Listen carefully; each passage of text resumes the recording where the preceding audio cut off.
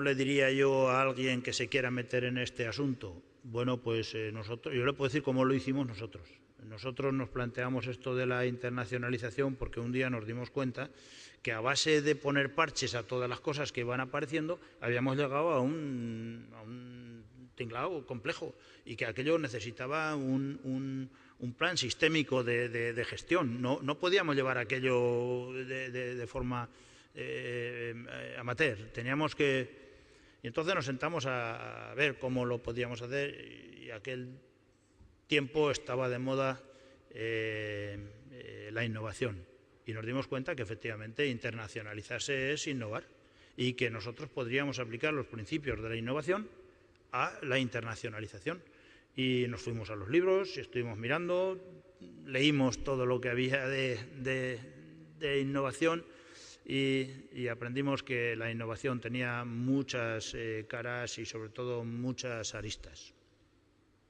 Pero que había dos... Si tuviésemos que al final dibujar en un plano la innovación, habría dos vectores que son fundamentales. Uno es un cambio de modelo y otro es un avance o una ruptura en alguna tecnología. Todas las innovaciones que hay por ahí que merecen la pena tienen estas dos características. Nosotros empezamos a pensar y la tecnología no es por hacer la pelota al piloto, pero llegamos a la conclusión de que la tecnología que nosotros teníamos que invertir, aquella en la que nosotros teníamos que ser excelentes, era la logística. No estoy hablando de renovar las carretillas elevadoras.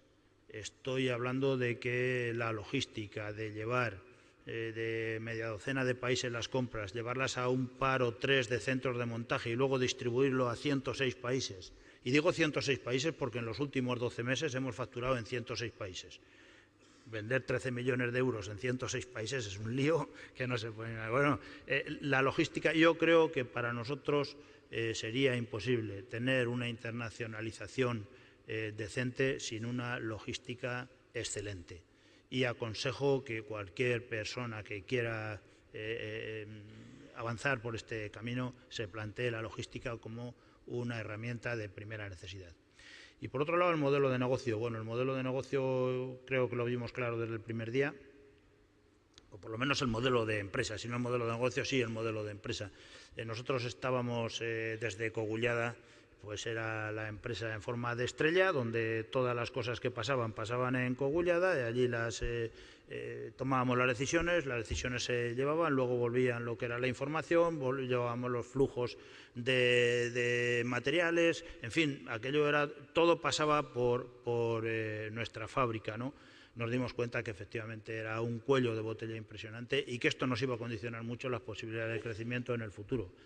No sabíamos que iba a venir una crisis que nos iba a dar tiempo a corregir todo porque bueno, el crecimiento ya era otra cosa. Pero bueno, ahora que ya estamos otra vez en el camino, sí que desde hace ya unos años nos propusimos el hacer una empresa en forma, o un grupo de empresas en forma de estrella, perdón, de red. Y además estamos otra vez de moda con el networking, pero de empresas en cuenta de personas. En ello estamos, nos gustaría que las empresas fuesen cuasi autónomas, un poco parecido a lo que ha contado Ignacio en la presentación anterior. No es fácil, pero en ello estamos.